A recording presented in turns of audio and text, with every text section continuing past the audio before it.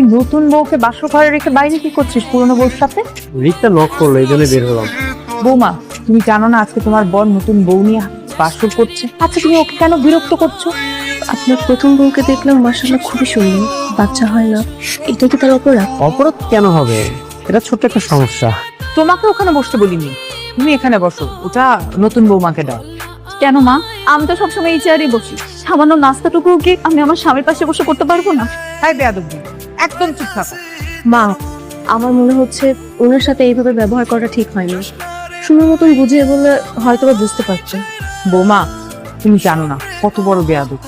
কি রে রকি, আমাদের নতুন ভাবি নাকি? হ্যাঁ, তোদের নতুন ভাবি। বিয়েতে তো দাওয়াত দিলি না, বাচ্চা কাচ্চা বলে যেন খবর পাই। যখন আমি বাবা হবো তখন এই পুরো এলাকাবাসী বৃষ্টি পাবে। তোমার না আমি বলছি তুমি কোনো কাজ করবা না, পেটে চাপ দিয়ে তুমি কোনো কাজ করবা না। এখনো তো পেটে বাচ্চা আসেনি, যখন বাচ্চা আসবে তখন থেকে সাবধানে কাজ করবো। তুমি কোনো কাজ করবা না, আমাদের শুধু চাওয়া একটা বাচ্চা। তুমি এখানে কি করতেছি? তোমাকে না বললাম পাশে হোটেলে বসতে?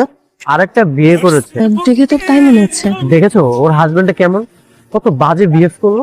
একটা ডিভোর্স সিনের কপালে এর থেকে ভালো হাজবেন্ড কিভাবে